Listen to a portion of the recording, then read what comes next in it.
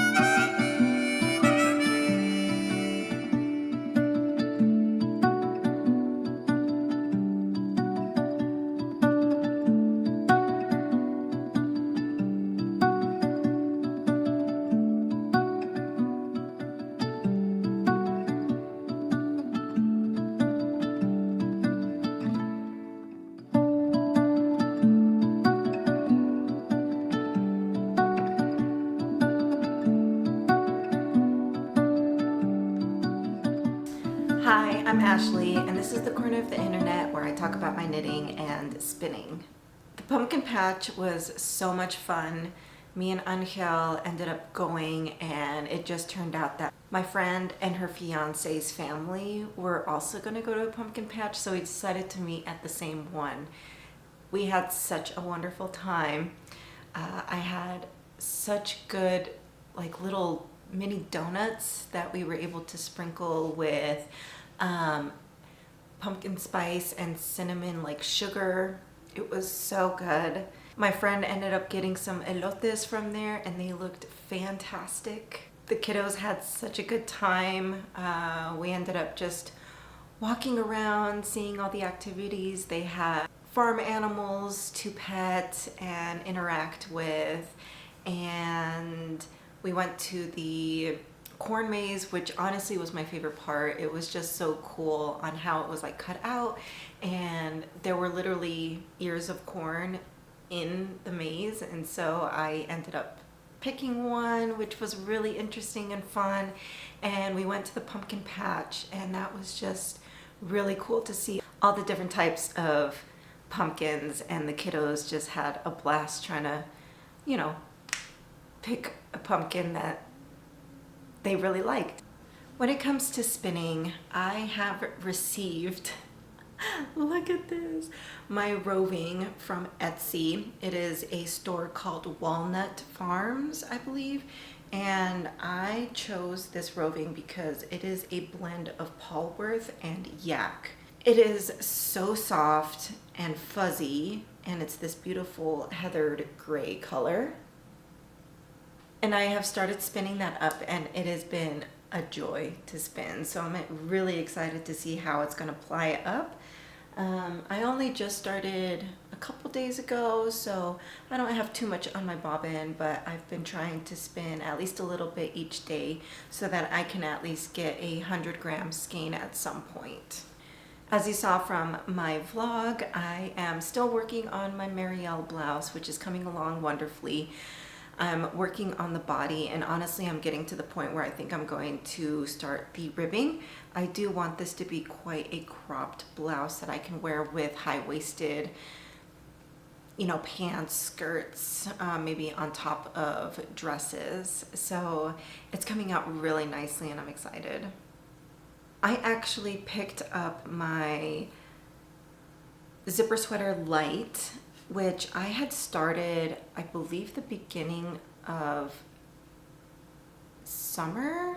It's been a while, and it kind of went dormant for a while just because the knitting back and forth in order to do the yoke for the increases for the v-neck of the sweater, because it's a very deep v-neck so that you can put a zipper in it.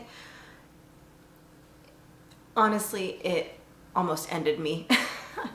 It was just such a slog to knit. And unfortunately, I have a really hard time with rowing out.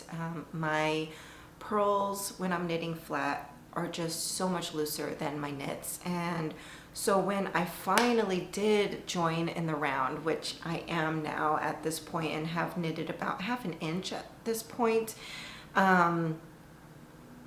I noticed that there was quite a difference between the yoke and when I joined in the round when it came to my tension, and you could see quite a bit of the rowing out on the yoke part.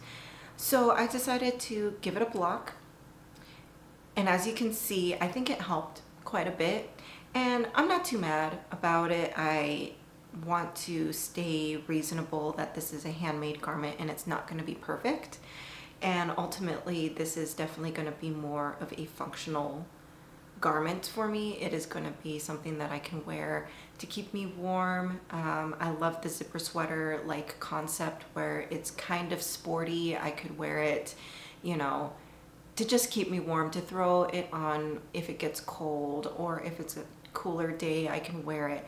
And yeah, I want to use it more for a functional purpose.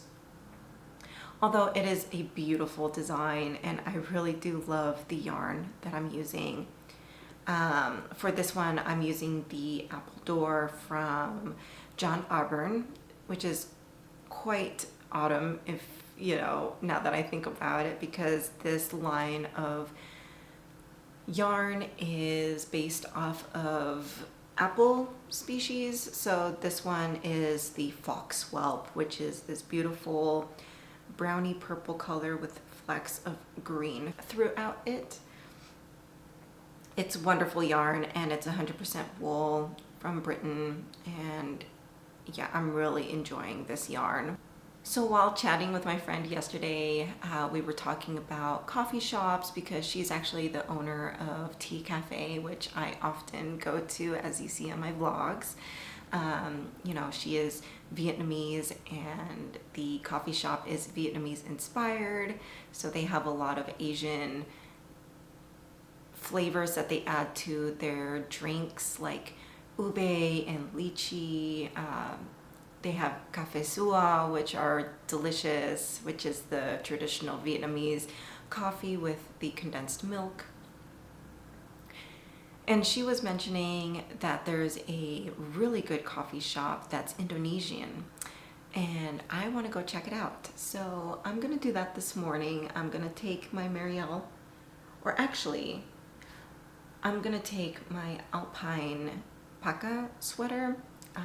Keep on working on that. I'm finally to the alpacas, which has been so fun to see them develop and start showing up. I'm down to about their neck, and I'm going to start their bodies soon. But I'm going to take that along with me and work on it there for a little while before I go to work this evening. So yeah, come along with me.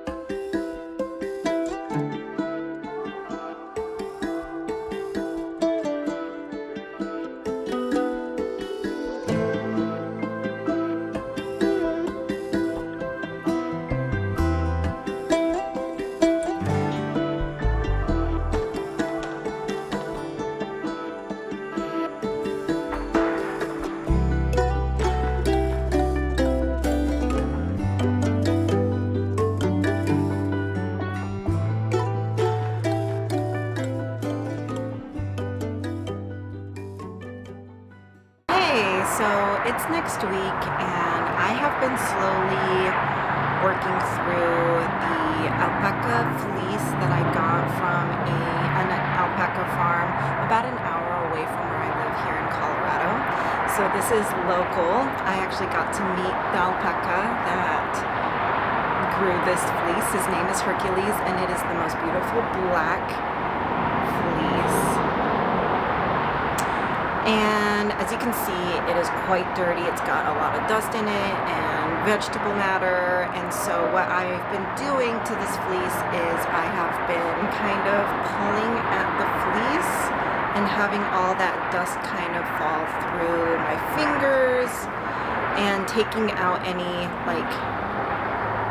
portions of the fleece that just is not going to clean, or it's too matted.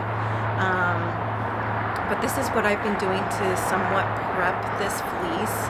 Eventually, once I'm done with picking through it like this, I am going to wash it with some wool wash in the tub at my parents' place, since that is the only tub that I have access to.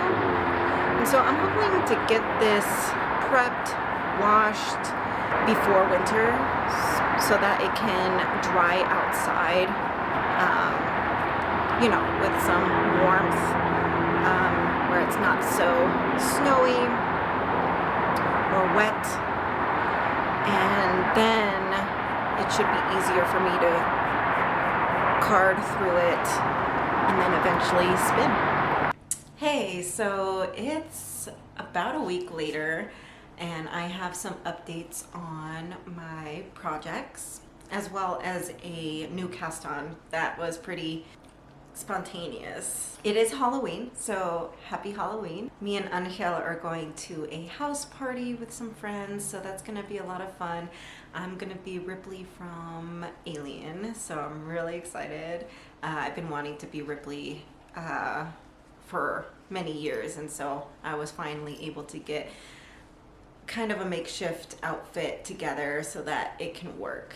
I last recorded, I actually was able to finish the yoke increases for my zipper sweater light by Petite Knit. I was honestly pretty skeptical on how this yarn was going to turn out because my rowing out was pretty bad since I was working flat for the yoke. But after doing a mid-project block, this yarn, I'm kind of obsessed, but it just evened out so beautifully. The yarn just like plumped up so nicely. I am just really impressed. I mean, I've always known that John Auburn is a staple and a beautiful yarn from London or from Britain, and yeah, it's gorgeous, wonderfully done. With the tariffs now, I don't know how accessible it is for Americans, but I am very pleased that I was at least able to work with this yarn, and I'm excited to have a zipper light in my wardrobe soon. I also finished the color work and the yoke for the Alpine Paca sweater by Saskia & Co. I am so pleased with this project. They're the llamas, they're so cute. And so I did join in the round and splits for sleeves, so now I am knitting in the round for the body. I'm knitting this with the Amano Ekopuna. The brown color is tawny, which was just some leftover yarn that was in my stash, and the main dark color is the color is it charcoal? Both of these are undyed and 100% alpaca, and so it is so beautiful. I love the pairing of the color. It's so soft, and this color work was so much fun. As I stated earlier in the video, I followed the pattern up until this kind of Z texture, or this Z motif. I actually incorporated this one so that it could look a little bit more Peruvian in my opinion. But overall, great pattern, and the alpacas are just so cute. And just because of our political climate here in the States and just desperately trying to get as much natural serotonin flowing in my brain, I went ahead and casted on a new project. I am knitting a Sophie shawl by Petite Knit, but I have added a little twist to it where I am including this braid that's going to go throughout the whole shawl. This braid is a technique that I actually learned from Fiber Tales. She is a great pattern designer as well, but this is kind of a pattern that you do an afterthought technique with. So all you really do is you knit 2 stitches until you finish the garment or whatnot, and then you unbind the stitches, and you take a crochet hook and you kind of thread those loose stitches together to make this beautiful braid. I went ahead and interrupted the stitches and added the braid to see how it would look. And I'm really happy with it, so I'm going to just continue doing that. So that means that as I continue knitting along, I'm going to stop, undo those stitches and braid it together and just do it little by little like that, so that it's not just one long chain that I have to do at the end of the project. I am using my hand spun yarn. So this was the Romney wool that I spun up. It's a DK to worsted weight yarn, and it smells very sheepy. It's just a beautiful yarn, and it's super plump and soft.